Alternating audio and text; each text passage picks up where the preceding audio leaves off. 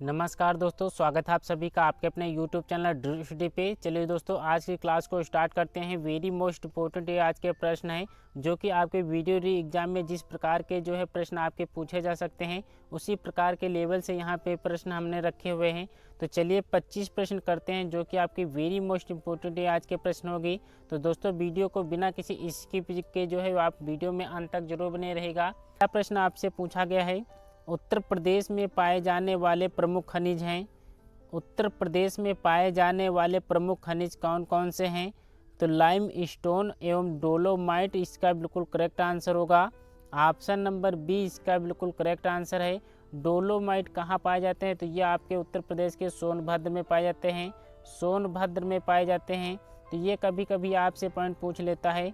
अगले प्रश्न का जवाब करना है, उत्तर प्रदेश में उद्योग बंधु की स्थापना कब की गई? कब की गई ये आपको बताना है। 1980 में, 1981 में, 1982 में, 1984 में। तो उद्योग बंधु की स्थापना जो है 1981 में हुई थी। ऑप्शन बी आप सभी को याद रखना है। अगला प्रश्न, कुल कृषि क्षेत्र में संचित क्षेत्र की प्रतिशतता की दृष्टि से देश में उत्तर प्रदेश का कौन सा स्थान है? प्रतिशतता की दृष्टि से आपको बताना है कि देश में जो है उत्तर प्रदेश का स्थान कौन सा है। तो कुल कृषि सिंचित क्षेत्र में आपसे पूछा गया है, तो इसमें जो है आपका तृतीय स्थान है। ऑप्शन सी इसका करेक्ट आंसर है। प्रश्न, 26वां राष्ट्रीय युवा महोत्सव 2023 कहाँ मनाया गया? कहाँ मनाया गया ये आपको बताना है। गुजरात में, कर्नाटक में, ओडिशा में, मध्य प्रदेश में। तो 26वां राष्ट्रीय युवा महोत्सव जो है आपके कर्नाटक में मनाया गया। ऑप्शन बी इसका बिल्कुल करेक्ट आंसर है। अगला प्रश्न, भारतीय राष्ट्रीय कांग्रेस की पहली महिला अध्यक्ष एनी बेसेंट कहाँ इस पद के लिए चुना गया था? इस पद के लिए उन्हें कहाँ से चुना गया था? तो ये आपके कलकत्ता अधिवेशन से चुना गया था। 1917 में जो है यहाँ पर चुना गया था। तो ये पॉइंट आपको याद रखना है।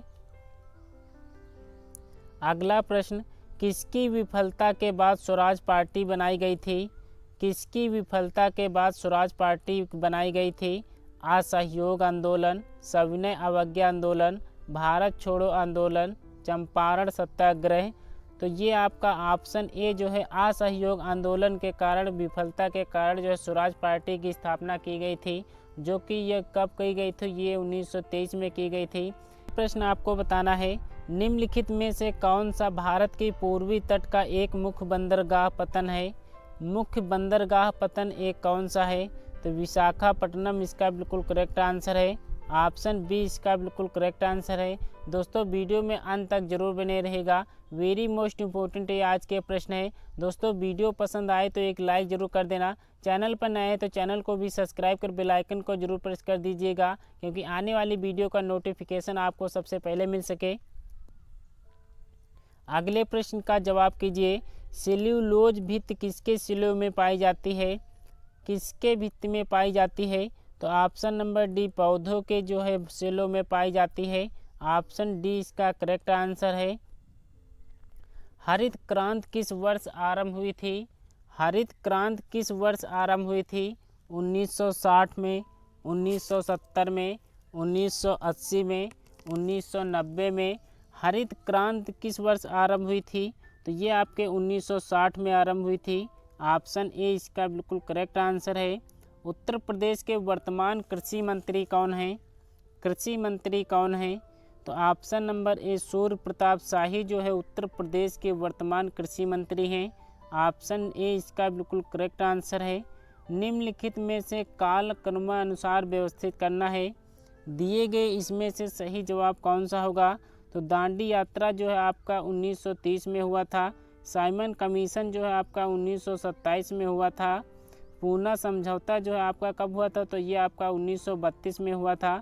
गांधी इरविन समझौता जो है आपका 1931 में हुआ था। तो यहाँ से आपको मिलान करना है।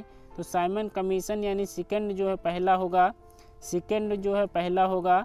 उसके बाद जो है दांडी यात्रा होगा 1930 होगा। तो सेकंड और फर्स्ट होगा, सेकंड और फर्स्ट दोनों में दिया गया है। तीसरा देख लेते हैं, गांधी इरविन समझौता 1931 में हुआ था।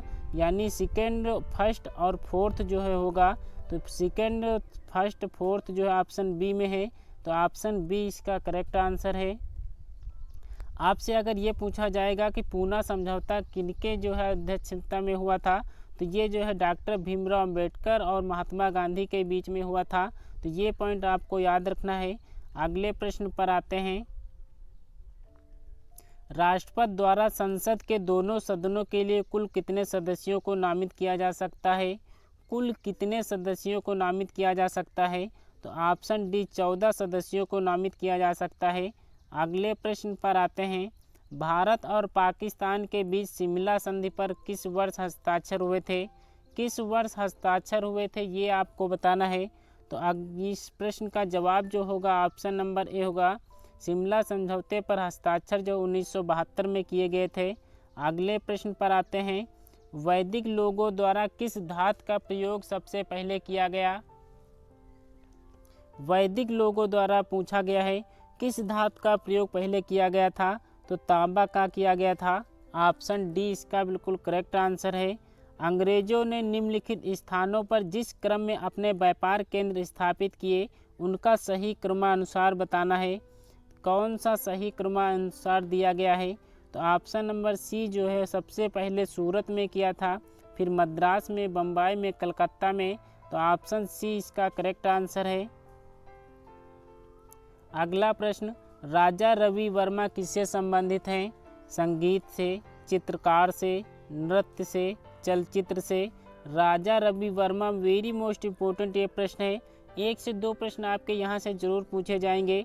तो ये आपके जो राजा रवि वर्मा थे ये आपके चित्रकार थे। ऑप्शन बी इसका बिल्कुल करेक्ट आंसर है। प्लीज़ दोस्तों वीडियो को लाइक ज़रूर कर दीजिएगा। चैनल पर नए हैं तो चैनल को भी सब्सक्राइब जरूर कर दीजिएगा।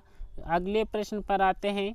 2011 की जनगणना के अनुसार उत्तर प्रदेश के अधिकतम घनी आबादी एवं न्यूनतम घनी आबादी वाले जिले क्रमशः कौन कौन से हैं?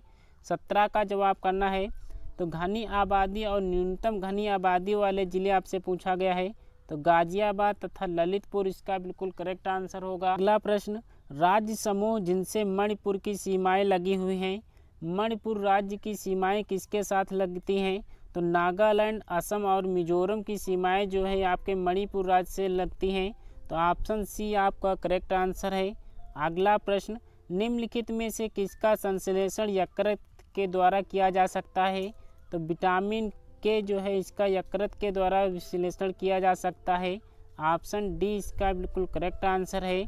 वॉकिंग विद लायंस पुस्तक को किसने लिखा था? वॉकिंग विद लायंस पुस्तक को किसने लिखा था? के नटवर सिंह इसका बिल्कुल करेक्ट आंसर होगा।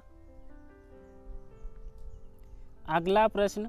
उत्तर प्रदेश में बालिका समृद्धि योजना को कब प्रारंभ किया गया?